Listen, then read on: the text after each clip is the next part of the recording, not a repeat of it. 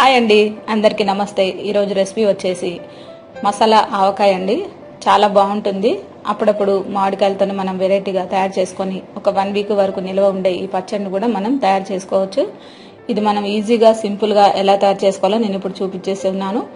ఇప్పుడు మీకు మామిడికాయ ముక్కలు పచ్చివి తీసుకోండి, అంటే పచ్చడికాయలే తెచ్చుకోండి. ఇంటికి ఒక 4 తెచ్చుకొని ఇలా ముక్కలుగా కట్ చేసుకోండి. శుభ్రంగా కడిగి తుడిచేసి ఇలా ముక్కలుగా కట్ చేసి పక్కన పెట్టేసుకోండి.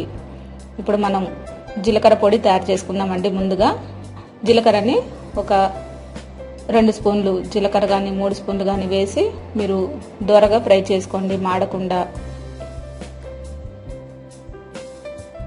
ఇలా కొంచెం వేగిన తర్వాత దీన్ని మనం మిక్సీలో వేసుకొని పౌడర్గా చేసుకొని పక్కన పెట్టేసుకోవాలి. ఇప్పుడు మనం 2.5 కప్పులు వాటర్ వేసుకోవాలి. దీంట్లో మనం టీ తాగే కప్పుతోని 2.5 కప్పులు వాటర్ వేసుకుంటే సరిపోతుందండి. ఎందుకంటే ఈ మామిడికాయ ముక్కల్ని దీంట్లో ఉడికించుకోవాలి. 2.5 కప్పులు వాటర్ వేసిన తర్వాత దీంట్లో మీరు షుగర్ని ఒక 2-3 స్పూన్లు వేసుకోండి.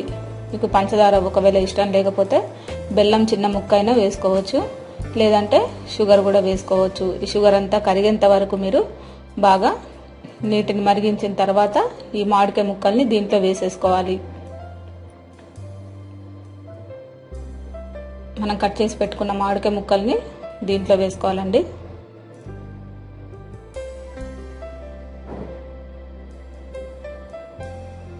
ఈ ముక్కలన్నీ కూడా మనకి ఈ పంచదార నీళ్ళు అన్నవి తీగపాకంలో వచ్చేంత వరకు ఉడికించుకోవాలి. దీంట్లోనే మూత పెట్టేస్తే మనకు ఒక 20 నిమిషాలు లో ఫ్లేమ్లో పెట్టేసుకొని మీరు కంప్లీట్గా వాటర్ అంతా చివర్లో ఇంకేంత వరకు ఉడికించుకోండి.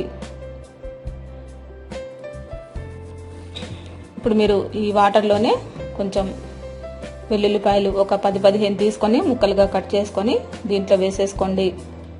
అలాగే లవంగాలు ఒక 7-8 తీసుకొని దీంట్లోనే వేసేసుకోండి. మిరియాలు 1 స్పూన్ వేసుకోండి. అలాగే బగారాకు కూడా దీంట్లో వేసేసుకోండి. ఈ ఫ్లేవర్లు అన్నీ కూడా ముక్కలకి బాగా పట్టాలండి.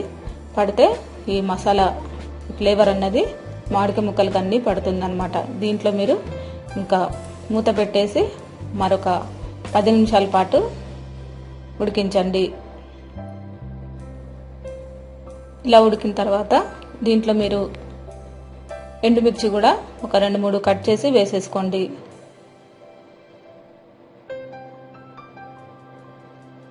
చూసారు కదా ఫ్రెండ్స్, ఈ విధంగా అయిన తర్వాత దీంట్లో సరిపడంత ఉప్పు కూడా దీంట్లో వేసేసుకోండి. ఇప్పుడు ఇది మనకి ఈ వాటర్ కొంచెం చిక్కబడ్డాయండి.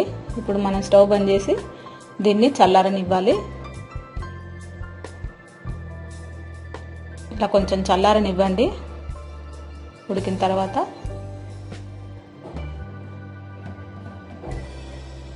ఇప్పుడు ఒక సపరేట్ బౌల్లోకి మీరు ఈ మామిడికాయ ముక్కలన్నిటిని కూడా తీసుకొని 1/2 స్పూన్ వాము వేసుకోండి దీంట్లోనే. అలాగే మనం దీంట్లో జీలకర్ర పొడిని 1 స్పూను వేసేసుకోవాలి. 1.5 స్పూన్ కూడా వేసుకోవచ్చండి. అలాగే కారం మీ టేస్ట్కు తగ్గట్టు మీరు ఆ కారం ఎంత తింటారో అంత వేసుకోవచ్చు. మీరు కారం వేసిన తర్వాత మనం కాచి చల్లార్చి పెట్టుకున్న ఆయిల్ని దీంట్లో వేసేసుకోవాలి. మీరు డైరెక్ట్ పల్లి నూనె కూడా డైరెక్ట్ వేసేసుకోవచ్చండి. చూసారు కదా, ఈ విధంగా మనం ఈ మసాలా ఆవకాయని తయారు చేసుకోవచ్చు. ఇంకా దీంట్లో ఏమీ వేయనవసరం లేదు. ఉప్పు కారం చూసుకొని వేసేసుకోండి. మరి కొంత కారం తినేవాళ్ళు ఇంకొంచెం ఒక 2 స్పూన్లు కూడా వేసుకోవచ్చు. మీరు ఉప్పు కూడా రుచికి చూసుకొని మరి కొంత ఉప్పు వేసేసుకోండి. ఉప్పు కొంచెం తగ్గినట్టుగా అనిపిస్తే మరి కొంత వేసుకోండి. ఓకేనా ఫ్రెండ్స్, మనకి ఇప్పుడు ఇది ఉప్పు వేసిన తర్వాత బాగా కలపండి. ఒక గాజు సీసాలో మీరు దీన్ని స్టోర్ చేసి పెట్టుకోండి. ఇది ఒకవేళ మీరు ప్లాస్టిక్ డబ్బాలో పెట్టుకున్న ఫ్రిడ్జ్లో పెట్టేసుకోండి. వారం 15 రోజుల వరకు మనకి నిల్వ ఉంటుంది. చాలా రుచిగా ఉంటుంది. తీయగా పుల్లగా మసాలా ఫ్లేవర్తోని చాలా టేస్టీగా ఉంటుంది ఫ్రెండ్స్. అప్పుడప్పుడు సమ్మర్లో మనకి ఇప్పుడు మామిడికాయల సీజన్ కాబట్టి ఈ విధంగా వెరైటీగా ఒకసారి ట్రై చేసి చూడండి. చాలా బాగుంటుంది, చాలా రుచిగా ఉంటుంది. ఓకేనా ఫ్రెండ్స్, మీకు ఈ వీడియో నచ్చినట్లయితే లైక్ చేయండి, షేర్ చేయండి, సబ్స్క్రైబ్ చేయండి. మీరు కూడా ఒకసారి ఈ మసాలా ఆవకాయని ట్రై చేసి చూడండి. ఓకేనండి, అందరికీ వెరీ వెరీ థ్యాంక్ యూ అండి.